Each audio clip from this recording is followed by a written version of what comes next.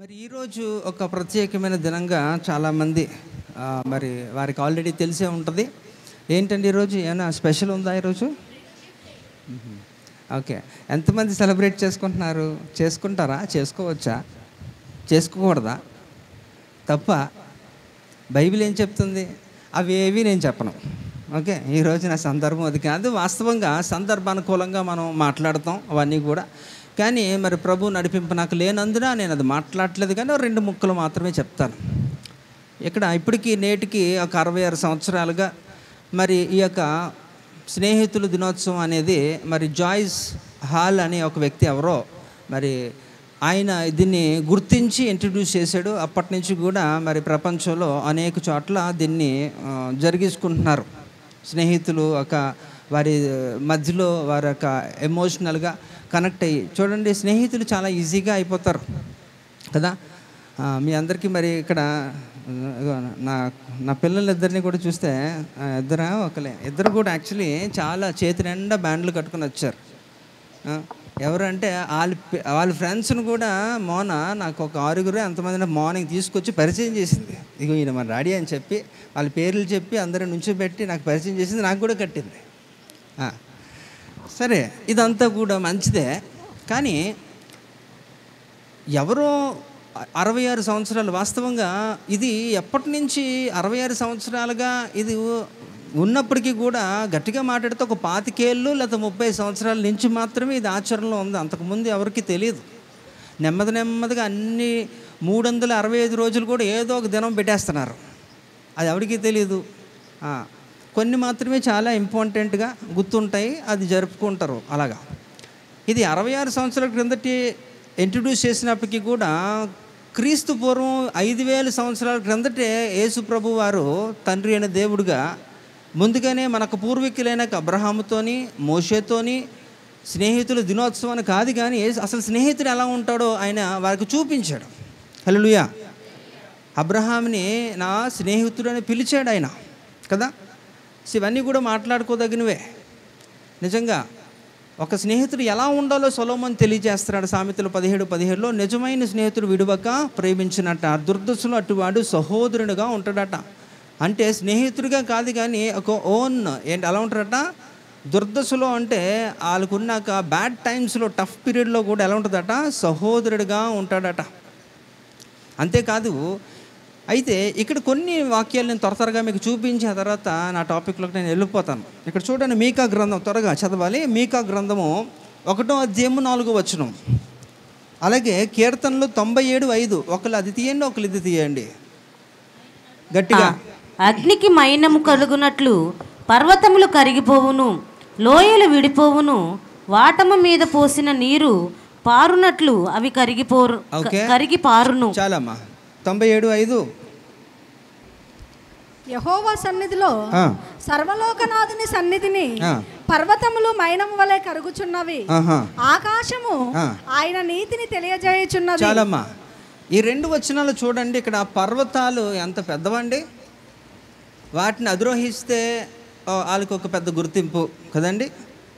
ఎత్తైన పర్వతాలు ఎవరైతే ఎక్కుతారో, ఆ శిఖరాలను ఎక్కుతారో వారికి ఒక గుర్తింపు అన్ని దేశాలు కూడా కలుగజేస్తున్నాయి. అలాంటిది ఆ పర్వతాలనే ఇక్కడ ఏం చేస్తారట, దేవుని స్వరం ఏం చేస్తారట, వాటిని మెల్ట్ చేస్తుందట, కరిగిపోతాయట, మైనములా కరిగిపోతాయంట. మన దేవుని యొక్క అంత భయంకరుడు మన దేవుడు. మీ అందరికీ తెలిసింది ఒకటే కోణం, దేవుడు ప్రేమమయుడు, కృపమయుడు, ఇదే. కానీ other side of the coin కూడా మీకు తెలియాలి దేవుడు ఎలాంటి వాడు అనేది. ఇంకా చూస్తే ఇక్కడ సామెతలు కీర్తనలో 29:5-7 వచనాలు కూడా చూడండి. కీర్తనలో 29:5-7. యెహోవా స్వరము దేవదారు వృక్షములను విరుచును, యెహోవా లెబానోను దేవదారు వృక్షములను ముక్కలుగా విరుచును, యెహోవా స్వరము అగ్ని జ్వాలలను ప్రజ్వలింపజేయుచున్నది. ఓకే, చూడండి, ఆయన స్వరానికి ఆయన మాట్లాడితే ఏమైపోద్దట, పర్వతాల మైనములా కరిగిపోతాయట, అగ్ని జ్వాలలు వస్తాయట. ఇంకా లెబనోనులో అలాగే దేవదారు వృక్షాలు ఏమంటే విరిగిపోతాయట. ఆయన ఎంత పరాక్రమశాలో ఒకసారి ఆలోచించండి. అంతేకాకుండా యెషయా గ్రంథము 66:1. యెహోవా ఇలాగూ ఆజ్ఞ ఇచ్చుచున్నాడు, ఆకాశము నా సింహాసనము, భూమి నా పాదపీఠము. చాలు. ఆకాశము ఆయన సింహాసనమట, భూమి ఆయన పాదపీఠమట. పాదపీఠం, పీట సాధారణంగా ఎంత చిన్నగా ఉంటుందండి? మనం కాలు పెట్టుకోవడానికో దాని మీద కూర్చోవడానికో, అంటే దాని యొక్క డయామీటర్ ఎలా ఉంటుంది, ఎంత ఉంటుంది అంటే అంత చిన్నది. అలాంటిది దేవునికి సింహాసనం అనేది ఎలా ఉంటుందట? ఆకాశము సింహాసనముగా ఉంటుందట. ఆయన కాలు పెట్టుకోవడానికి భూమి పాదపీట, అంటే కాళ్ళు, భూమి అంతా కూడా అలాంటిదట, అంటే చిన్నది. అందులో మనం ఎంత ఉన్నామో ఒకసారి ఆలోచించండి. అంతేకాకుండా మొదటి రాజుల గ్రంథము 8వ అధ్యాయము 27వ వచనాన్ని కూడా చూడండి ఒకసారి. మొదటి రాజుల గ్రంథం 8వ అధ్యాయము 27వ వచనం. నిశ్చయముగా దేవుడు ఈ లోకమందు నివాసము చేయడు, ఆకాశ మహాకాశములు సహితము నిన్ను పట్టజాలవు. హల్లెలూయా, హల్లెలూయా. ఆకాశ మహాకాశములు పట్టజాలిన దేవుడట. అంటే ఆకాశం ఎంత ఉంటుందండి? దాని వైశాల్యం ఎవడని చెప్పగలడా? దాని యొక్క అంతం ఎవడన్నా చెప్పగలడా? ఎవరికి తెలియదు. దాన్ని ఎవరు కొలవలేరు ఎంత ఉంటుంది అనేది. అదంతా శూన్య మహావిశ్వములోది అదంతా కూడా. అలాంటిది ఆకాశముల సైతము కూడా ఆయనని, ఆకాశ మహాకాశములు కూడా ఆయన పట్టజాలినంతగా అంత పెద్ద దేవుడు మన దేవుడు. భూమి ఆయనకి ఒక పాదపీఠంగా ఉంటుందట. ఆయన వాయిస్కి ఏమవుతాట? పర్వతాలు మైనములా కరిగిపోతాయట, అగ్ని జ్వాలలట, ఇంకా లెబనోన్లో దేవదారు వృక్షాలు విరిగిపోతాయట ఆయన మాట్లాడితే. అంత భయంకరుడు మన దేవుడు, అలాంటి దేవుడు. అంతేకాదు, మొదటి తిమోతి పత్రిక 6వ అధ్యాయము 16వ వచనం కూడా ఒకసారి చదవాలి. సమీపింపరాని తేజస్సులో ఆయన మాత్రమే వసించుచు అమరత్వము గలవాడై ఉన్నాడు. మనుషులలో ఎవడునూ ఆయనను చూడలేదు, ఎవడునూ చూడనేరడు. ఎవరూ సమీపించరాని తేజస్సులో అమరత్వము కలిగి ఉన్నాడట. అంటే ఎవ్వరూ వెళ్ళలేరు అక్కడికి. అలాంటి దేవుడిని ఎవరూ సమీపించలేరు. ఎలాంటి పరాక్రమశాలి ఇప్పుడు మనం చూస్తున్నాం కదా. ఆయన మాట, ఆయన యొక్క వాయిస్కి ఏమైపోతాయట? పర్వతాలు సైతము కరిగిపోతాయి. అగ్ని జ్వాలలతో ఆయన వాటిని సంహరించగలడు. నదిలా పారుతుందంట. ఆ పర్వతాలన్నీ కరిగిపోయి మైనములాగా ఒక నది వలె ప్రవహింపజేయగలిగిన అంతటి యొక్క భయంకరుడు మన దేవుడు. ఎవరూ సమీపించరాని తేజస్సులో ఉంటాడట. అలాంటి దేవుడు ఇక్కడ ఏం చేస్తాడట? ఇక్కడ ఒక పురుగు కంటే హీనముగా ఉంటాము. అల్పమైన జీవితం కలిగిన వారు మనం కదా, మనుషులు అల్పులు. అలాంటి వారిని ప్రేమించి వారితో ఉండడానికి, వారితో స్నేహం చేయడానికి ఆ అమరత్వాన్ని, ఎవరూ సమీపించరాని తేజస్సుని విడిచి ఆయన వచ్చేసాడు ఈ భూమికి. ఎందుకో తెలుసా? నీ కోసమే, నీతో ఆయన స్నేహం చేయడానికే. హల్లెలూయా. కాబట్టి అంత పెద్ద దేవుడు కనుక మనం అనుకోవచ్చు ఇట్ ఈస్ ఇంపాసిబుల్. ఎందుకంటే ఎవరూ వెళ్ళలేరు ఆయన దగ్గరికి. అంతటి యొక్క భయంకరుడు కదా. అలాంటి దేవుడు ఆయన మాట్లాడితేనే పర్వతాలే కరిగిపోతే నువ్వు కరగవా? నువ్వు కూడా కరిగిపోవాలి కదా. దేవుడు దహించు అగ్ని అయి ఉన్నాడట కదా. 12:29 హెబ్రీ పత్రికలో ఆయన తెలియజేస్తా, ఆయన యొక్క స్వభావాన్ని తెలియజేస్తున్నాడు. అలాంటిది అనేక భయంకరమైన భయంకరుడు, అలాంటి యొక్క స్వభావం, అలాంటి యొక్క లక్షణములు కలిగిన వాడు నిన్ను వెతుక్కుంటూ ఆయన నీతో స్నేహం చేయడానికి ఆయన వస్తున్నాడు. అయితే అలాంటి దేవుడితో స్నేహం చేయడం చాలా సులువు. ఆయనతో మన ఫ్రెండ్షిప్ ఎలా చేసుకోవచ్చో కూడా దేవుడు తెలియజేస్తాడు. చూడండి, యోహాను సువార్త 15వ అధ్యాయంలో 14-15 వచనాలు చదవండి. చాలా ఈజీగా చెప్తున్నాడు మనం ఆయనతో ఎలా స్నేహం చేయొచ్చో. నేను మీకు ఆజ్ఞాపించు వాటిని చేసిన ఎడల మీరు నా స్నేహితులయ్యుందురు. దాసుడు తన యజమానుడు చేయదానిని ఎరగడు కనుక ఇక మిమ్మును దాసులని పిలవక స్నేహితులని పిలుచుచున్నాను. హల్లెలూయా. కాబట్టి ఆయన మనకి ఫ్రెండ్ అయిపోవాలంటే ఆయన మనకి కొన్ని చెప్తారట. ఆయన ఆజ్ఞాపించినవి మనం చేయగలిగితే మనం ఆయన స్నేహితులం అయిపోతామట. చాలా సింపుల్ కదా, కష్టపడక్కర్లేదు, చాలా easy. You can become a good friend to Jesus if you do it. ఆయన ఏదైతే చెప్తారో అది నువ్వు చేయగలిగితే ఆయన స్నేహితులు అయిపోతావు. ఆ స్నేహితుల మధ్యలో ఎలాంటి యొక్క ఎమోషనల్ బాండింగ్ ఉంటుందండి.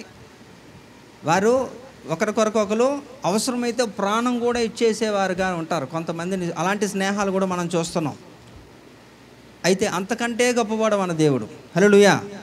కాబట్టి అలాంటి దేవుడితో మనము ఈ లోక స్నేహము దేవునితో వైరము యాకోబు పత్రిక 4వ అధ్యాయంలో ఆయన పదే పదే తెలియజేస్తున్నాడు. కనుక ఈ లోకంతో స్నేహం చేస్తే నీకు వచ్చేది ఏమీ లేదు, కానీ ఆ దేవునితో స్నేహం చేస్తే నీకు అన్నీ కలుగుతాయి. హల్లెలూయా. కనుక ఈ మాటలు చాలా అనుకుంటున్నాను కదా, ఇంక నేను విస్తరించను, ఎందుకంటే నాకు సమయం లేదు. కనుక మన వాక్యంలోకి వెళ్దాం. యోహాను సువార్త 8వ అధ్యాయము 44వ వచనం. మీరు మీ తండ్రి యొక్క అపవాది సంబంధులు, మీ తండ్రి దురాశలు నెరవేర్చగోరుచున్నారు. ఆది నుండి వాడు నరహంతకుడై ఉండి సత్యమందు నిలిచినవాడు కాడు, వాని యందు సత్యమే లేదు. వాడు అబద్ధమాడునప్పుడు తన స్వభావమును అనుసరించియే మాట్లాడును. వాడు అబద్ధికుడును, అబద్ధమునకు జనకుడై ఉన్నాడు. హల్లెలూయా.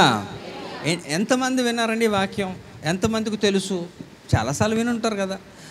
అందులో ఇప్పుడు మాట్లాడాం కదా స్నేహితుల గురించి. మీరు కూడా వాడు కనెక్ట్ అయ్యి ఉంటారు. మీ స్నేహితుడి గురించి అక్కడ రాయబడింది. ఎవడాడు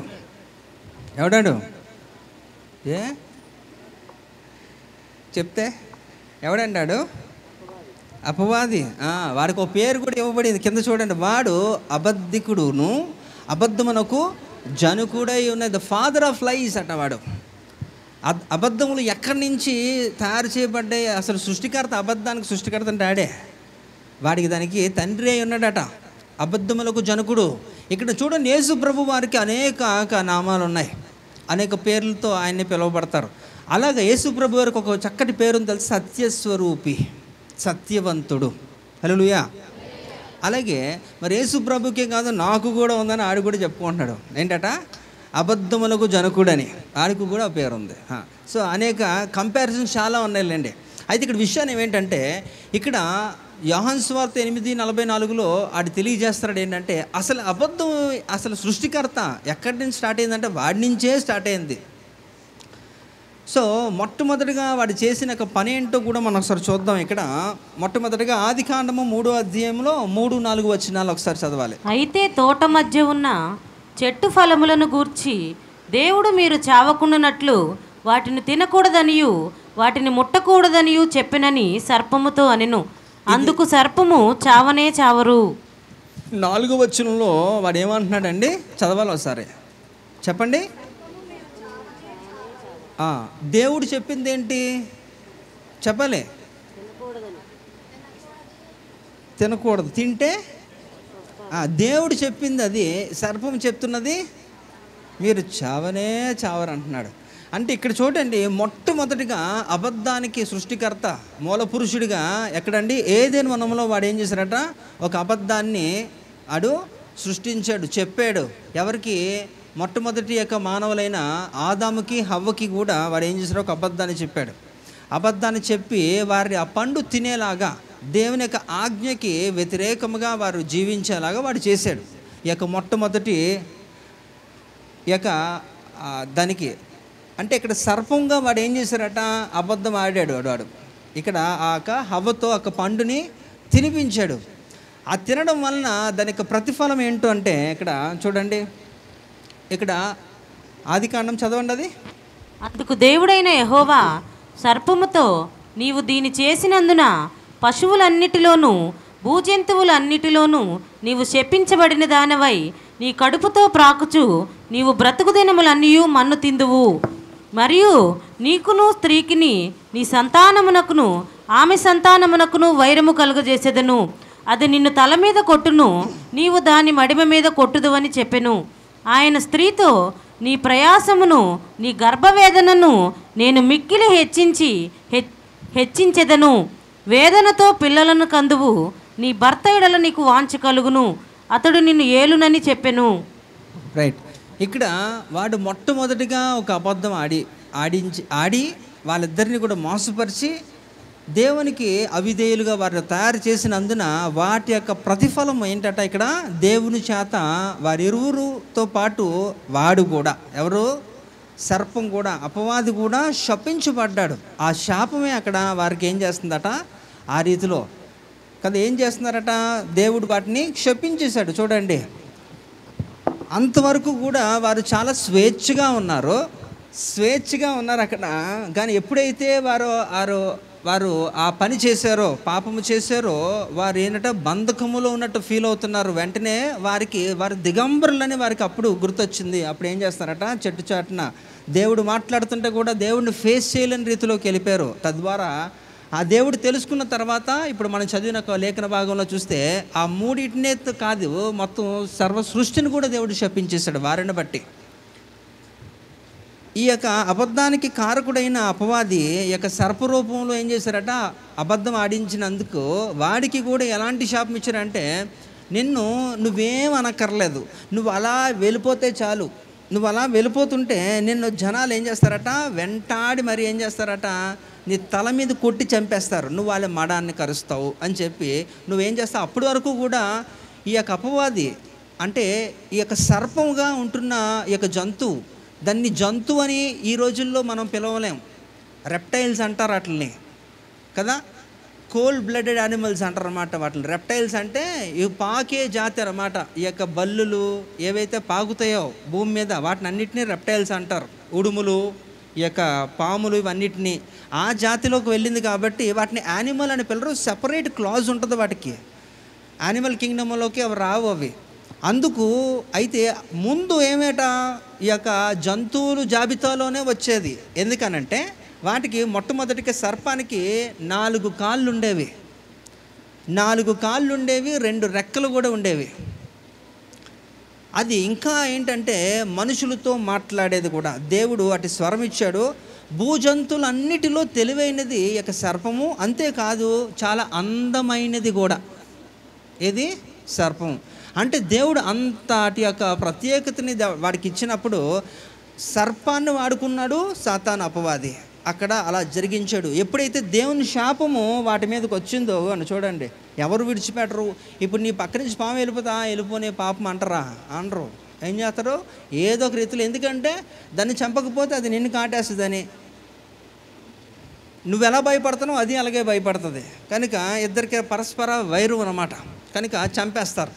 సో ఇక్కడ కూడా చూడండి, ఆ 3 కూడా శపించబడ్డాయి. స్త్రీకి కూడా అలాంటి యొక్క శాపం వచ్చింది. నువ్వు ప్రసవ వేదన కలుగుతుంది నీకు, ప్రసవ వేదన. నేను అనుకుంటాను ఒకవేళ దేవుడికి లోబడి వారు చక్కగా ఉండుంటే ఖచ్చితంగా, ఎందుకంటే 1:30 దేవుడిచ్చిన ఆశీర్వాదం అది నెరవేర్పుకు రావాలి ఖచ్చితంగా. భూమిని నిండించాలి, ఫలించాలి, ఇవన్నీ కూడా దేవుడు వారిని ఆశీర్వదించాడు. కనుక ఖచ్చితంగా పిల్లలు కలుగుతారు. అయితే నేను అనుకుంటున్నాను ఖచ్చితంగా అంతటి యొక్క వేదనతో పిల్లల్ని అయితే కనరు 100%. దేవుడు ఖచ్చితంగా దానికి ఒక ఆల్టర్నేటివ్ ఏదో మెథడ్ ఒకటి ఆలోచించి ఉంటాడు. కానీ ఎప్పుడైతే వీరు లోబడకుండా అపవాదికి లోబడి వాడి మాటలు విని వారు దేవునికి విరోధంగా పాపము చేసినందుకు వారు ఆ శిక్ష తీసుకున్నారు, వారు శపించబడ్డారు. కనుక స్త్రీ ఆ రీతిలో శపించబడింది. పురుషుడు నువ్వు ఎంత ఏం చేయాలట, శ్రమపడాలి, కష్టపడాలి, భూమిని సేద్యపరచాలి అని దేవుడు వాడిని శపించి వాడికి ఆ శాపాన్ని ఇచ్చాడు. దీనికి నువ్వు పొట్టతో పాకుతావు, మన్ను తింటావు, ఇంకా స్త్రీ సంతానానికి నీకు వైరము, ఇవన్నీ కూడా దేవుడు ఆ రీతిలో వాటిని శపించాడు. అంటే ఒక అబద్ధం ఆడడం వలన, అబద్ధం ఎవడు ఆడారో మనకు చూసాము, ఆడడం వలన దానికి ప్రతిఫలం ఏంటట, శపించబడతారు. అది గుర్తుపెట్టుకోండి.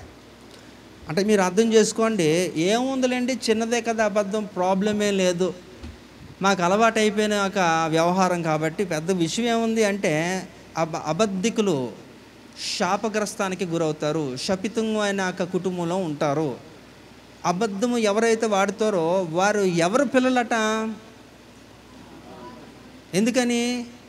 అబద్ధములకు జనకుడుగా వాడు ఉంటున్నప్పుడు మరి ఆటోమేటిక్గా వాడి యొక్క ఫ్యామిలీలోకి మీరు వెళ్ళిపోవాల్సి వస్తుంది. కనుక అది మీరు జ్ఞాపకం చేసుకోండి. మొట్టమొదటిగా ఎవరు అబద్ధం ఆడారు అనేది. రెండోది చూస్తే ఆదికాండము 4:9, యెహోవా నీ తమ్ముడైన హేబేలు ఎక్కడున్నాడని కయీను అడగగా అతడు, నేను ఎరుగను, నా తమ్మునికి నేను కావలివాడనా అనెను. ఎవరండి ఈ పెద్ద మనిషి? ఎవరు? కయీను. కయీను ఏమంటున్నాడు?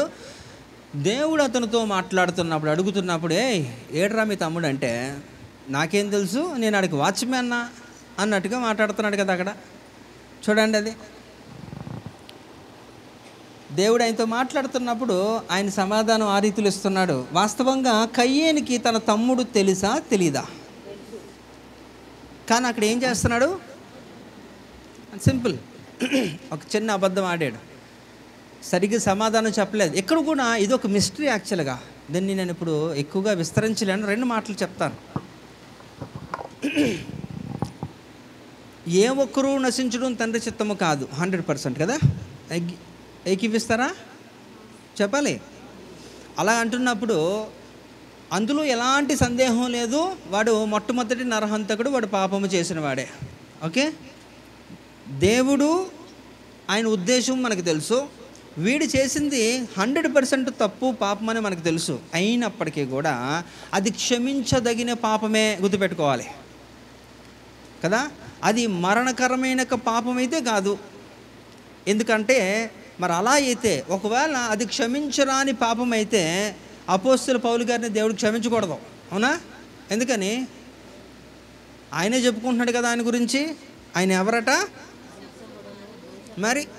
మరి ఎందుకు క్షమాపణ దొరికింది? అది క్షమించదగినది కనుక. అయితే ఇక్కడ కూడా దేవుడు ఆయన ఉద్దేశము వాడు అర్థం చేసుకోకుండా, దేవుడు అడిగిన దానికి సరైన సమాధానం చెప్పకుండా తెక్కల సమాధానం అంటారు కదా, అది ఎవరు చెప్తారంటే మన సంఘం వాళ్ళే చెప్తారండి. ఎందుకు రాలేదంటే రాలేదు, అలాగే చెప్పాడు ఆడు కూడా. నేను అనుకుంటాను వాడు సరైన రీతిలో పశ్చాత్తాపడి దేవుడిని కానీ వేడుకొని ఉంటే దేవుడు ఆడికి ఒక ఆల్టర్నేటివ్ చేసి ఉంటాడు ఖచ్చితంగా. ఆడికి ఏదో చేసి మొత్తానికి ఆడిని చక్కగా నిలబెట్టేవాడేమో. కానీ ఆ రీతిలో వాడు చేయలేదు. ఎలా మాట్లాడుతున్నాడట? నేను వాడికి ఏమైనా కావలిదారినా అని అంటున్నాడు, నేను వాచ్మ్యాన్నా అని మాట్లాడితే దేవుని కోపం రాదా? కనుక ఖచ్చితంగా వాడు చేసింది తప్పు, వాడు అబద్ధం ఆడాడు, దాని యొక్క ప్రతిఫలం. నీవు నేలను సేద్యపరుచుచున్నప్పుడు అది తన సారమును ఇక మీదట నీకు ఇయ్యదు, నీవు భూమి మీద దిగులు పడుచు దేశదిమ్మరువై ఉందువనెను. రైట్. ఇక్కడ వాడి యొక్క వృత్తి ఏంటండి? ఒక రైతు కదా, సేద్యపరుస్తాడు, చక్కగా భూమిని సేద్యపరిచి చాలా చక్కగా పండించి మంచి టెక్నికల్గా ఆడికి అన్నీ తెలుసు. అలాంటి వాడిని దేవుడు ఏం చేశారట? వాడి పాపము చేసినందున, అబద్ధం ఆడినందున దేవుడు వాడిని శిక్షించాడు. ఏ రీతిలో శిక్షించాడంటే, ఇక మీదట నీకు భూమి పంట ఇవ్వదు. నువ్వు ఎన్ని టెక్నిక్స్ వాడినా, ఎలాంటి యొక్క మంచి నేలను మీరు శ్రేష్టమైన దాన్ని ఎన్నుకున్నప్పటికీ కూడా, మంచి ఎరువులు వేసి మంచి విత్తనాలు శ్రేష్టమైన వాటిని మీరు విత్తినప్పటికీ కూడా నీకు ఫలం రాదు, నీకు సహకరించవేవి కూడా. అంతేకాదు, నువ్వేమైపోతావట? నీకు స్థిరమైన నివాసం ఉండదు, దేశ దిమ్మర అయిపోయి తిరుగుతూ ఉంటావు, అలా తిరగడమే నీ పని అని చెప్పి వాడిని ఏం చేస్తాడట? అక్కడ చూడండి, వాడికి అలా రీతిలో శిక్షించి వాడికి తల మీద ఒక గుర్తు వేసాడు కదా, ఒక నుదుటి మీద ఒక గుర్తు వేశాడు. అంతే, ఇంకా వాడి లైఫ్ లాంగ్ కూడా అలాగా బాధపడుతూ కృషించిపోవడమే వాడు చేసిన దానికి దేవుడిచ్చిన ఆ శిక్షది. అంటే ఇక్కడ అబద్ధం ఆడడం అనేది దానివలన చాలా ఈజీగా, అయితే ఈ రోజుల్లో అది చాలా ఈజీగా మీరు నోట్లో అది మీకు అలవాటు ప్రాక్టీస్ అయిపోవడానికి కారణం ఏంటంటే దాని యొక్క తీవ్రత తెలియకపోవడమే. ఏముందిలేండి పెద్దగా. చాలామంది ఈ యొక్క మాటలు మాట్లాడుతుంటారు. 1000 అబద్ధాలు ఆడినా ఏం చేయాలట? ఎంతమంది చేశారండి? ఎన్ని పెళ్ళిళ్ళకి మీరు సహకరించారు అబద్ధం ఆడి? నేను చెప్తున్నాను కదా, 1000 అక్కర్లేదు, ఒక్క అబద్ధం ఆడి పెళ్లి చేసినా ఆ పెళ్ళి నిలవదు. ఎప్పుడు గొడవలు, కీచులాట్లే, వేస్ట్. అలాంటివి దరిద్రం. ఏదన్నా ఉంటే స్ట్రైట్గా ముందే మాట్లాడుకొని చక్కగా యథార్థంగా మీరు వెళ్ళిపోవడం వల్ల అది మీకు శ్రేష్టకరం, మంచిది. ఈ లోకాన్ని మీరు అనుసరించొద్దు, ఈ లోక మర్యాద మనకు వద్దు అంటున్నాడు కదా. సో వాటిని వాటిని అనుసరిస్తారో వారందరూ కూడా ఇబ్బందుల్లోనే పడతారు. దానివల్ల ఎలాంటి యొక్క లాభం ఉండదు మీకు. ఎప్పుడైనా మీకు అది ఒక పీక మీద కత్తి లాంటిదే. కనుక ఇక్కడ మొట్టమొదటిగా అబద్ధములకు జనకుడిగా అపవాది ఏం చేశారట? ఒక అబద్ధం ఆడి ఒక శాపాన్ని మీదకు తెచ్చుకుంటే, రెండోది కయ్యేను, ఆదాము ప్రథమ సంతానంగా పిలువబడుతున్న వాడు దేవుడే అడుగుతుంటే దేవునికే సరైన సమాధానం చెప్పకుండా ఒక అబద్ధం చెప్పి వాడు ఒక శిక్షను కొని తెచ్చుకున్నాడు. మత్తయి సువార్త 26:72-75. అతడు ఒట్టు పెట్టుకొనినే ఉండలేదు, ఆ మనుష్యుని నేను ఎరుగునని మరలా చెప్పెను. కొంతసేపు అయిన తరువాత అక్కడ నిలిచి ఉన్నవారు పేతురు నొద్దకు వచ్చి, నిజమే, నీవును వారిలో ఒకడివే, నీ పలుకు నిన్ను గూర్చి సాక్ష్యం ఇచ్చుచున్నదని అతనితో చెప్పిరి. అందుకు అతడు ఆ మనుషుని నేను ఎరుగనని చెప్పి శపించుకొనుటకును ఒట్టు పెట్టుకొనుటకును మొదలుపెట్టెను. వెంటనే కోడి కూసెను. కనుక కోడి కూయక మునుపు నీవు నన్ను ఎరుగనని ముమ్మారు చెప్పెదవని యేసు తనతో అనిన మాట పేతురు జ్ఞాపకము తెచ్చుకొని వెలుపలికి పోయి సంతాపపడి ఏడ్చెను. సరే, ఇక్కడ ఒక విషయాన్ని గమనించాలి. ఇక్కడ కూడా ఎవరండి అయినా? సాక్షాత్తు అపోస్తుడైన పేతురు, అపోస్తుడైన పేతురు గారు. మరి పేతురు గారు మరి దేవునికి ఎంత సన్నిహితుడో, ఎంత ప్రియమైన వాడో మనకు తెలుసు కదా. ప్రియ శిష్యుల్లో ఆయన కూడా ఒకడు కదా. మరి అలాంటి వ్యక్తే ఇక్కడ ఏం చేస్తాడట?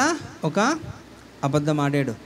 వాస్తవంగా ఆ రోమా సైనికులు అడుగుతున్నప్పుడు నిజంగా పేతురు గారికి తెలీదా యేసుప్రభు ఎవరో?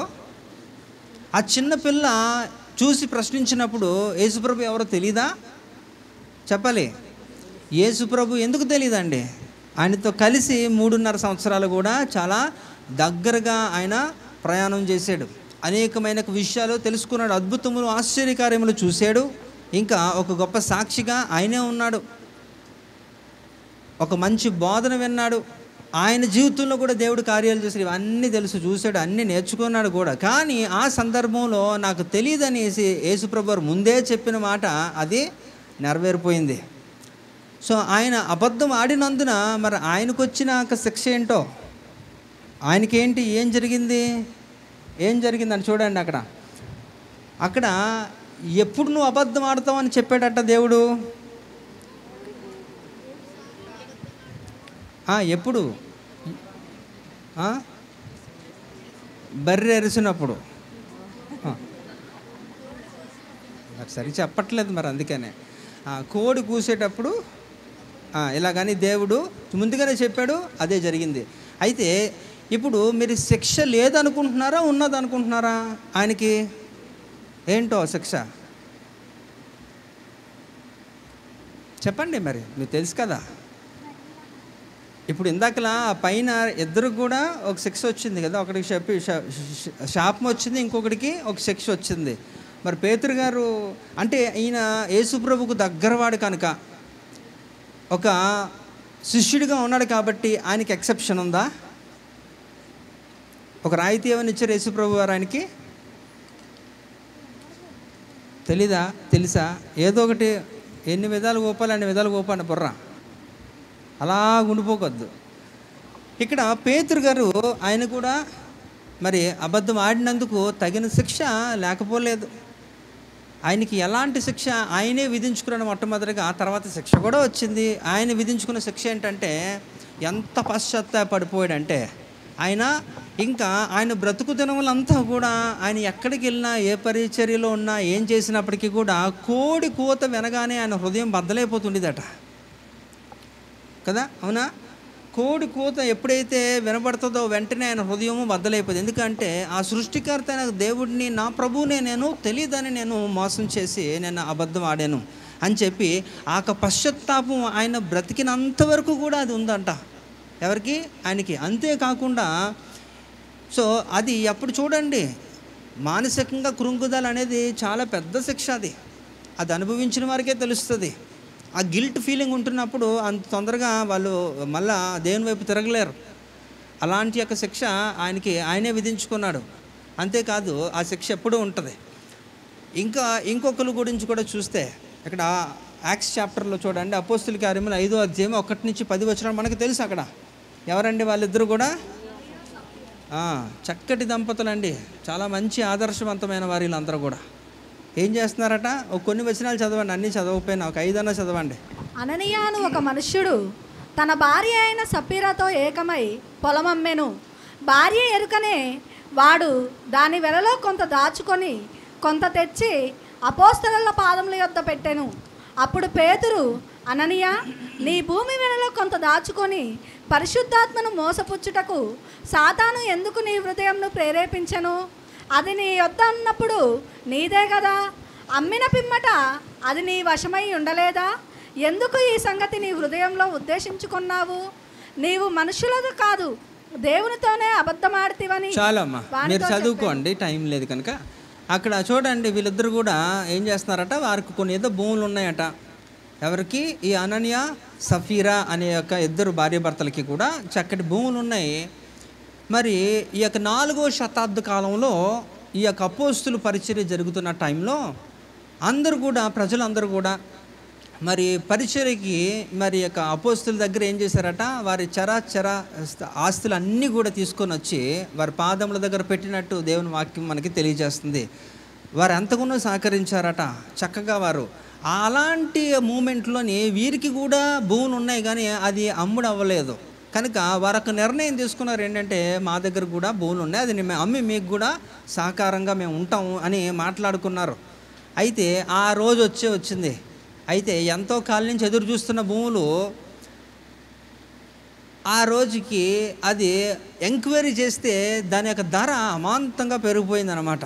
చాలా ఎక్కువ ధర పలుకుతుంది. వాళ్ళు ఏదో అనుకున్నారు, ఏదో చిన్నది ఇవ్వచ్చు అనుకున్నారు, కానీ ఒకసారిగా అంత రేటు అంటున్నప్పుడు వారికే మనస్కరించలేదు. అయ్యో, ఇంత డబ్బులు నేను సేవకుడికి ఇవ్వాలా, పరిచర్యకి వృధాగా పోయాలా అనుకున్నారేమో మరి. కనుక వారిరువురు కూడా మంచి పర్ఫార్మెన్స్ చేశారు అక్కడ కదండి. అక్కడ అబద్ధం ఆడారు, దాని యొక్క శిక్ష తగిన రీతిలో ఏం చేశారట. మొట్టమొదటిగా మరి కొనసాగింపుగా వచనాలు చదివితే అక్కడ మనకు తెలుస్తుంది. మొదటిగా భార్య వచ్చింది, భార్య వచ్చి చక్కగా మంచి పర్ఫార్మెన్స్ చేసింది. ఆ తర్వాత అక్కడ మరి ఆ శిక్షకి గురైపోయింది. ఏంటంటే, అక్కడే అందరూ చూస్తుండగానే అబద్ధం ఆడినందుకు దేవుడిచ్చినాక శిక్ష అలాంటిదంటే మరణ శిక్ష. అక్కడే వారు అందరూ చూస్తుండగానే చనిపోయింది. ఆ తర్వాత భర్త కొంత టైంకి వచ్చాడు, వాడు కూడా దానికంటే ఇంకా 2 లెవెల్స్ ఇంకా మంచిగానే పర్ఫామ్ చేశాడు. వాడు కూడా అదే రీతిలో ఇద్దరు కూడా అక్కడికక్కడే మృతి చెందితే వారు అలా తీసుకొని వెళ్ళి పాతేశారు. అంటే మీరు అర్థం చేసుకోండి, చాలా చిన్నదే కానీ దాని శిక్ష తీవ్రత చాలా పెద్దదే. ఎంత పెద్దదంటే ఖచ్చితంగా అదొక్కటి చాలు మీ జీవితాన్ని పూర్తిగా మార్చేయడానికి, మీకు పరలోకంలో పాలు లేకుండా చేయడానికి కూడా అది సరిపోద్ది. చిన్నదే కానీ అది ఎంతో చాలా ప్రమాదకరమైనది, గుర్తుపెట్టుకోండి. కనుక వారిరువురు జీవితాలు కూడా ఆ రీతిలో మొట్టమొదటిగా. అయితే ఇక్కడ నేను చెప్తున్నాను కదా, ఇందాక పేతురు గారు తనకు తానే ఒక శిక్ష, పశ్చాత్తాపంతో కూడుకున్న తనకు శిక్ష విధించుకున్నా, మరి దేవుడి నుంచి ఏమైనా శిక్ష వచ్చిందా అంటే రాలేదా, వచ్చిందా అని మీరు అలాగా కన్ఫ్యూజన్లో ఉన్నారు. అదేంటంటే ఈ సందర్భమే ఏంటది, అపోస్తులు పౌలు గారిగా అపోస్తులుగా పిలువబడుతూ దేవుని యొక్క శిష్యుడిగా దేవునితో ఉంటూ దేవుడే తెలియదని మాట్లాడి అబద్ధం ఆడినందుకు ఆయన ఒక సంఘ కాపరి అయినప్పుడు, ఎవరు? అపోస్తులు పేతురు గారే ఆ కాలంలో సంఘాన్ని నడిపిస్తున్న క్రమంలో ఆ సంఘంలో సభ్యులు వీళ్ళు. వాళ్ళు కూడా అబద్ధం ఆడి ఆయన మోసం చేశారు. యేసు ప్రభు నేను మోసం చేశాడు కదా అబద్ధం ఆడి, నాకు తెలియదని అదే రిపీట్ అనమాట. అందుకే దాన్ని ఏమంటారు, హిస్టరీ రిపీట్స్ అంటారు కదా. నువ్వేం చేస్తావు తిరిగి నీకు అది వస్తుంది అన్నట్లు.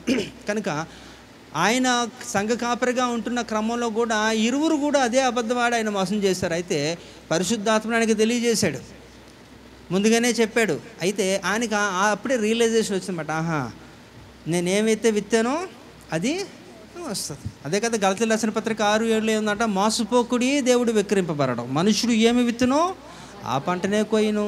కనుక అందులో ఎలాంటి సందేహం లేదు. కనుక ఈవెన్ పీటర్ ఆల్సో పనిష్డ్, పేతురు గారు కూడా శిక్ష తీసుకోవాల్సి వచ్చింది, తప్పలే.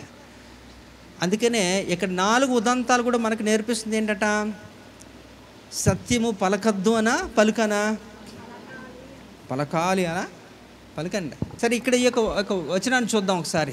దేవుడు అబద్ధమాడుటకు ఆయన మానవుడు కాడు, పశ్చాత్తాపపడుటకు ఆయన నరపుత్రుడు కాడు. ఆయన చెప్పి చేయకుండునా, ఆయన మాట ఇచ్చి స్థాపింపకుండునా. రైట్. కనుక ఇక్కడ దేవుని గురించి చెప్తే ఇందాక నేను చెప్తున్నాను కదా, ఆయన దేవుడని, ఆయన సత్యవంతుడని ఆయనే చెప్పుకున్న సందర్భాలు కూడా చాలా ఉన్నాయి కదా. యోహాను సువార్త 14:6లో కూడా ఆడ 3 క్యారెక్టర్స్ ఆయన చెప్తున్నప్పుడు ఆయన ఏంటని చెప్తున్నారు, ఆయన నేనే మార్గము సత్యము కదా.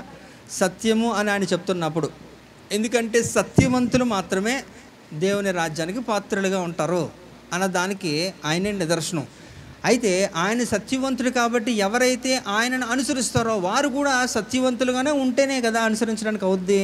కనుక ఎవరైతే ఆయన అనుసరిస్తారో వారికి మాత్రమే ఒక క్లాజ్ పెట్టాడు ఏంటంటే, మీరు నా ద్వారా తప్ప తండ్రి యొద్దకు చేరలేరు అని కూడా దేవుడు తెలియజేస్తున్న సందర్భం అది. కనుక ఇక్కడ చూస్తే ఆయన అబద్ధం ఆడడానికి నరుడు కాదు. ఆయన ఏదన్నా స్థాపిస్తే అది చేయకుండా మానేస్తాడా? 100% అని చేస్తాడు. ఆయన ఎంతన్నా నమ్మదగిన దేవుడు. హల్లెలూయా. అంతేకాదు, ఇక్కడ చూడండి మత్తయి సువార్తలో కూడా 5:37 చూడండి. నీ మాట అవునంటే అవును, కాదంటే కాదు అని ఉండవలెను. వీటికి మించినది దుష్టుని నుండి పుట్టినదే. అదే సింపుల్ కదా, ఇందులో పెద్దగా ఎక్స్ప్లెనేషన్ చేయాల్సింది ఏం లేదు కదండి. మీ మాట ఎలాగుండాలట? If it is yes, let it be yes. Yes cannot be no. గుర్తుపెట్టుకోండి. అవునంటే అవును, కాదంటే కాదు. ప్రమాదం ఏముందండి? మహా అయితే తిడతారు మీరు ఏదైనా చేస్తే, అంతకుమించి మిమ్మల్ని ఎవరు పేకలు తీసిరు కదా. మనం ఊరికనే ఒకదాన్ని మనం చెప్పి దానికి 10 కవర్ చేసుకుని వెళ్ళడం వల్ల మీకు ఎప్పటికన్నా ఇబ్బందే. అది గుర్తుపెట్టుకోండి. అందుకని ఆయన తెలియజేస్తున్నాడు ఇక్కడ. మరి అపోస్తులైన మత్తయి ద్వారా కూడా రాయించిన ఒక మాట ఏంటట, మీ మాట అవునంటే అవును, కాదంటే కాదు, అంతే. లెట్ ఇట్ బి, ఏం ప్రాబ్లం లేదు. కాబట్టి ఇక్కడ మనకి మరణం సంభవించడానికి కూడా పాపము కదా. అందుకని రోమపత్రిక 6:23 ఏంటట, ఏలయనగా పాపము వలన వచ్చే జీతము మరణము, అయితే దేవుని కృపావరము మన ప్రభువైన యేసుక్రీస్తు నందు నిత్య జీవము. అయితే ఇక్కడ చూడండి, పాపం అనేది ఇప్పుడు ఈ అబద్ధము కూడా పాపము కిందే పరిగణించబడినప్పుడు దానివల్ల వచ్చే జీతం ఏంటి? మరణమే. అయితే వల్ల క్లాజ్ పెట్టాడు కింద చూడండి. అయితే దేవుని కృపావరము మన ప్రభువైన క్రీస్తు యేసు నందు నిత్య జీవము. ఎప్పుడు ఆయన సత్యవంతుని అనుసరిస్తున్నప్పుడు అందులోంచి మనం బయటకు రాగలిగితే మళ్ళీ నీకు ఒక అవకాశం ఉన్నట్టే అని కూడా ఆయన తెలియజేస్తున్నాడు. ఇంకా ఇది ఎంత భయంకరంగా మనలను దేవుని నుంచి దూరం చేసి మనల్ని మన గమ్యస్థానానికి వెళ్లకుండా చేస్తుందో కూడా చూడండి. ప్రకటన గ్రంథం 21:8 అక్కడున్న క్యారెక్టర్స్లో కూడా ఇప్పుడు మనం మాట్లాడుకున్న దానికి ఒక రెలవెంట్గా ఒక మాట కూడా ఇచ్చాడు చూడండి. పిరికివారును, అవిశ్వాసులను, అసహ్యులను, నరహంతకులను, వ్యభిచారులను, మాంత్రికులను, విగ్రహారాధికులను, అబద్ధికులందరూ. చాలమ్మ, ఎవరండాలు అంటే ఎవరైతే అబద్ధములు సునాయాసంగా ఆడతారో అందులోనే వారు జీవిస్తారో వారికి ఒక ప్రత్యేకమైన స్థలం రెడీ చేసి పెట్టాడు, ఫుల్ లైటింగ్స్తోని మొత్తం అంతా కూడా. చాలా బాగుంటుంది. అక్కడికి వెళ్ళాలనుకున్న వారు అందరూ కూడా ప్రాక్టీస్ చేయొచ్చు. ఓకే, ఎక్కడికండి అది? వాళ్ళందరూ ఎక్కడికి పాత్రులట? కంటిన్యూ చేస్తే అగ్ని గంధకములతో మండు గుండములో పాలు పొందుదురు. ఇది 2వ మరణం. అంటే వారికి ఆల్రెడీ డెస్టినీ ప్రిపేర్ అయిపోయింది. అంటే అయితే ఇక్కడ మనం మాట్లాడుకున్న 8 క్యారెక్టర్స్ కూడా వాటన్నీ కూడా చెబుతున్నాను, అవన్నీ కూడా క్షమించదగినవే. అవన్నీ ఏంటట? మరణకరమైన పాపములోకి రావు, మరణకరమైన పాపము కాదు అవి. ఓకే, అంటే ఇలాంటి వారందరూ కూడా వారు విడిచిపెట్టి దేవుని వైపు తిరిగి వారి సన్మార్గములు సత్యవంతుని అనుసరించగలిగితే ఇలాంటి వారు కూడా పరలోక రాజ్యానికి వెళ్తారు. కానీ ఇదే మాకు బాగుంది అనుకుంటే ఇట్స్ అప్ టు యూ. మీరు ఆలోచించుకొని హ్యాపీగా ఎంజాయ్ చేయొచ్చు అక్కడ. కనుక ఇక్కడ అబద్ధికులందరూ కూడా కనుక ఇందాక మనం మాట్లాడుతున్నాం, ఇక్కడ అననీయ సపీరా ఏం చేశారండి? వారు ఏం చేశారట? సేవకుడిని మోసము చేశారు. ఒక అబద్ధం ఆడినందున అక్కడికక్కడే దేవుడు వారి ముందే అక్కడ టక్కుమని ఒక శిక్ష విధించాడు. ఏంటంట? అక్కడే మృతి చెందారు. మరి ఆ బ్యాచ్ ఇందులోకి వెళ్ళిపోతారు. ఎక్కడికి వెళ్తారట? వాళ్ళు 2వ మరణానికి పాత్రులు అవుతారు 100%. అందులో ఎలాంటి ఒక ఆల్టర్నేటివ్స్ కూడా లేదు. అంటే చిన్న అబద్ధమే చాలు మిమ్మల్ని సంపూర్ణంగా దేవుడి దగ్గర నుంచి శాశ్వతంగా దూరం చేయగలదు. అయితే చాలామంది ఈ విషయానికి వస్తే నాతోనే కాదు చాలా సందర్భాల్లో మాట్లాడిన ఏంటంటే, బ్రదర్ మీకు తెలీదు, ఎందుకంటే మేము ఉన్న పొజిషన్ అలాంటిది, ఖచ్చితంగా అబద్ధం ఆడాల్సిందే, లేకపోతే మాకు మనుగడ లేదు, సర్వైవలే లేదు, కనుక ఎలాగా నేను చేయాల్సి వస్తుంది ఏంటి అంటే అదొక ఎక్స్క్యూజ్. ఎవరన్నా ఏం చేస్తారండి అలా చెప్పినప్పుడు? ఓకే బ్రదర్ ఓకే అని అంటారు ఎవరన్నా? ఎవరు అనరు. అయితే నేను అంటాను, మీకు నిజంగా సత్యం పలికాలి అనే ఒక ఉద్దేశం ఉంటున్నప్పుడు, సత్యవంతుని అనుసరిస్తున్నప్పుడు, యథార్థంగా మీరు జీవించాలనుకుంటున్నప్పుడు ఖచ్చితంగా దానికి దేవుడు ఒక ఆల్టర్నేటివ్ చేయక మానడం.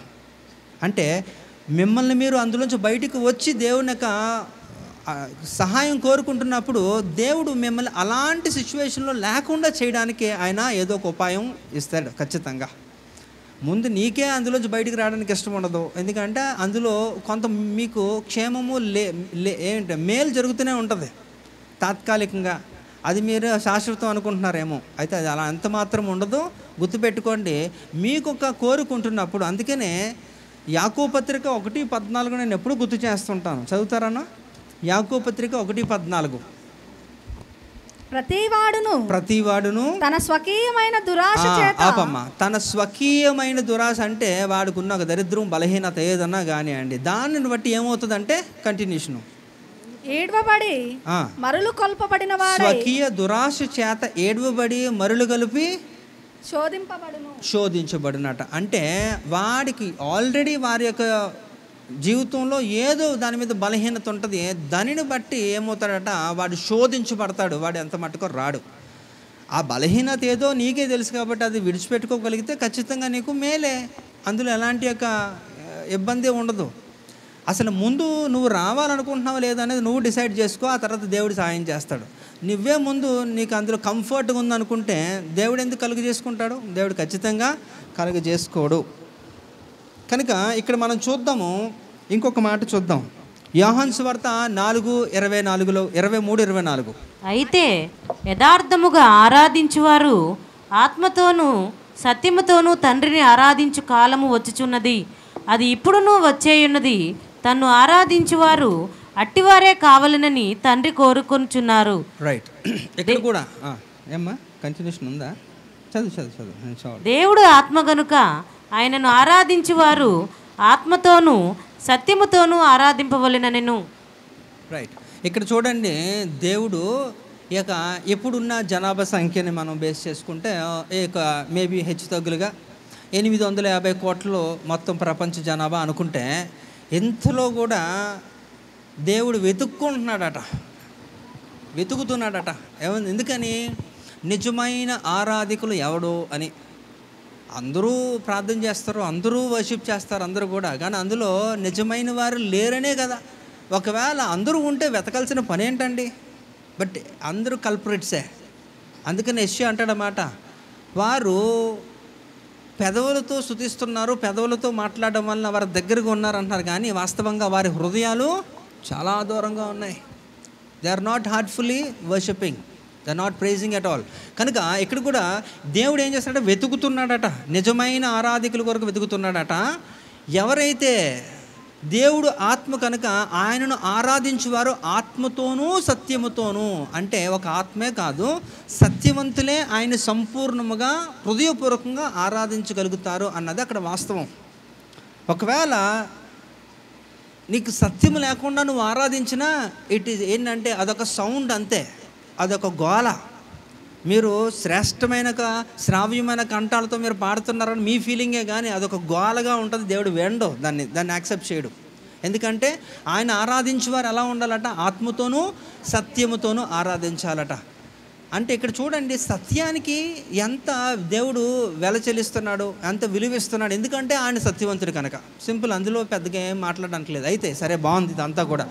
ఇప్పుడు అబద్ధము ఆడిన వారికి ఏ రీతిలో శిక్ష వస్తుంది, శాపం వస్తుంది, ఇవన్నీ కూడా మనం విన్నాం, బాగానే ఉంది. పైపెచ్చు చివరిగా మనము సంపూర్ణంగా దేవుడి దగ్గర నుంచి దూరం అయిపోతామని కూడా మనకి దేవుడు తెలియజేస్తున్నాడు.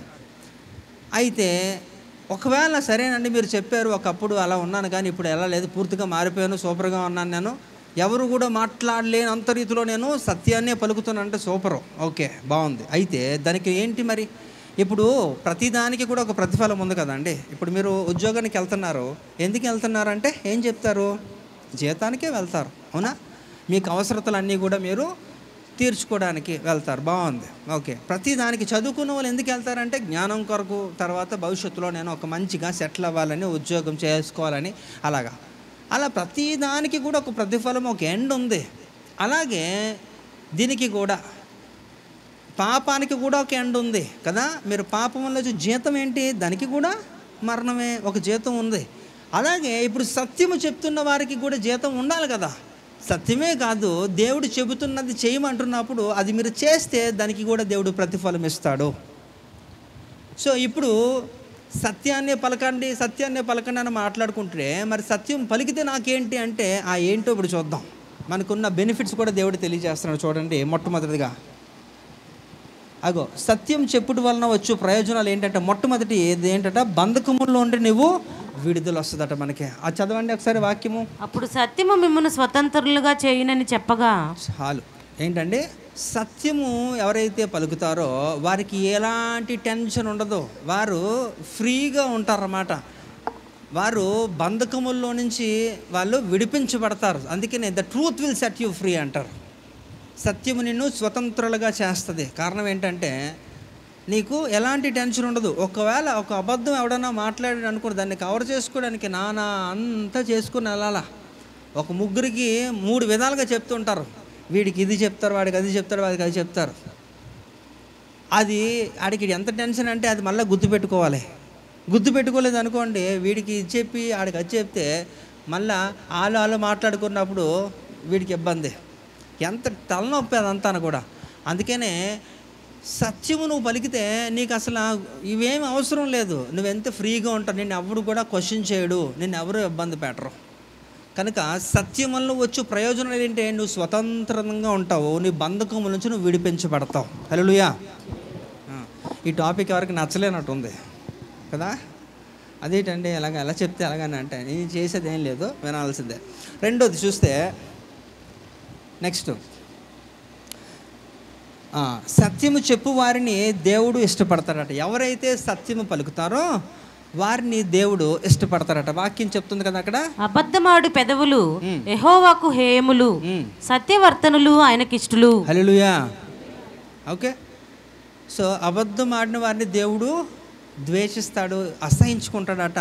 సత్యం పలుకుని వారికి దేవుడు ఇష్టపడతాడట. చాలా చక్కగా ఆయన తెలియజేస్తాడు. కనుక ఇవన్నీ కూడా మీరు గుర్తుపెట్టుకోండి. మీరు దేవునికి ఇష్టలుగా ఉంటే ఇంకేంటి, అంతా మీదే. హల్లెలూయా కాదా? దేవునికి ఇష్టలుగా ఉంటే అంతా మీదే కదా. దేవుడిని ప్రసన్నం చేసుకోగలిగితే మీ వల్ల దేవుడు సంతోషపడతాడు అనుకోండి. గుర్తుపెట్టుకోండి, రాజుని సంతోషపెట్టి వారికి ఏం చేస్తారట, ఏముంటే అది ఇచ్చేస్తారు అక్కడ. అవునా? మనం బాగా చూస్తుంటారు కదా మూవీస్లో అట్లలోని. ఒక సైనికుడు వచ్చి ఒక మంచి శుభవార్త చెప్తాడు, రాజుకి ఏం చేస్తారట, అంతేనా? అలాగా రాజే అలా చేస్తే దేవుడు బుద్ధి జ్ఞానము సర్వసంపదలు కూడా ఆయన ఏందే గుప్తములై ఉన్నాయి కదా. ఆయనే సంతోషపెడితే నీ వలన, నీ యొక్క వైఖరి వలన, నీ ప్రవర్తన వలన, నీ క్రియల వలన ఏముంది, ఏదన్నా ఇచ్చేస్తాడు అంతే. కనుక ఇవన్నీ కోల్పోతారన్నమాట.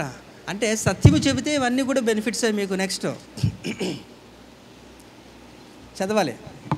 మెట్టుకు సహోదరులారా, ఏ యోగ్యత అయినను మెప్పైనను ఉండిన ఎడల ఏవి సత్యమైనవో, ఏవి మాన్యమైనవో, ఏవి న్యాయమైనవో, ఏవి పవిత్రమైనవో, ఏవి రమ్యమైనవో, ఏవి ఖ్యాతి గలవో వాటి మీద జ్ఞానం ఉంచుకొనుడి. మరియు మీరు నా వలన ఏవి నేర్చుకొని అంగీకరించితిరో, నా యందున్నట్టుగా ఏవి వింటిరో, ఏవి చూచితిరో అట్టి వాటిని చేయుడి. అప్పుడు సమాధానకర్తయగు దేవుడు మీకు తోడయుండును. హల్లెలూయా. చూసారా, అందులో మనం మాట్లాడుకుంటుంది స్టార్టింగ్లోనే ఉంది కదా, మెట్టుకు సహోదరులారా ఏ యోగ్యత అయినను మెప్పు అయినను ఉండిన ఎడల ఏవి సత్యమైనవో, మిగతావి కూడా అందులో వచ్చినప్పటికీ కూడా అది ఉన్నప్పుడు చివరిగా దేవుడు ఇచ్చేదంటే అప్పుడు సమాధానకర్తకు దేవుడు మీకు తోడై ఉంటాడట. అంటే పైన దేవుని సమాధానము సత్యము చెప్పుడు వారితో ఉంటుంది. ఎవరైతే దేవునికి సత్యము చెప్తారో, దేవునికి ఇదనే కాదు మీ యొక్క లైఫ్ అంతా కూడా ఇట్ ఈస్ ట్రూత్, ఒక ట్రాన్స్పరెన్సీ ఉంటున్నప్పుడు దేవుని సమాధానము మీతోనే ఉంటుంది. గుర్తుపెట్టుకోండి, లోకము మనకి సమాధానం ఇవ్వలేదు, నీ పక్కవాడు ఎదురువాడు నీకు సమాధానం ఇవ్వలేడు, మీ బంధువులు నీకు ఇవ్వలేరు, దేవుడు మాత్రమే. ఎందుకంటే సమాధానకర్తయగు అధిపతి. అవునా కదా? మరి అదే దేవుడు ఇక్కడ ఏం చెప్తున్నాడట, దేవుని సమాధానం. అప్పుడు సమాధానకర్తయగు దేవుడు మీకు తోడై ఉంటాడు. ఆయనే నీకు తోడై ఉంటాడు. ఎప్పుడు? సత్యము నీలో ఉంటున్నప్పుడు, సత్యమును అనుసరిస్తున్నప్పుడు. హల్లెలూయా. కనుక ఇవన్నీ కూడా మనకి ప్రయోజనాలే కాదా, మంచి గిఫ్ట్లు కదా, బ్లెస్సింగ్సే కదా ఇవన్నీ కూడా. సో చెప్పడానికి ప్రయత్నం చేయండి, అలవాటు చేసుకోండి. అందులో నుంచి రండి, అది మీకు మంచిది. నేను చెప్తున్నాను, టెంపరీగా యూ మే బీ ఎస్కేప్డ్, అంతే. తాత్కాలికంగా మీరు తప్పించబడతారు, ఏంటట, అబద్ధం ఆడినందున. కానీ తర్వాత మీకు అంతకు మీకు ఇబ్బందే. కనుక ఇది అలవాటు చేసుకుంటే మంచిది మనకి. నెక్స్ట్ తర్వాత, దేవుడు సత్యముతో నడుచువారిని బట్టి సంతోషిస్తారట. ఇక్కడ చూడండి వాక్యం.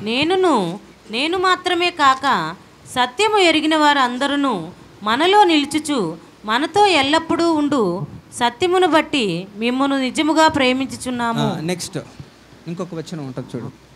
నా పిల్లలు సత్యమును అనుసరించి నడుచుకొనుచున్నారని వినుట కంటే నాకు ఎక్కువైన సంతోషము లేదు. సింపుల్ కదండి, చాలా ఈజీ కదా.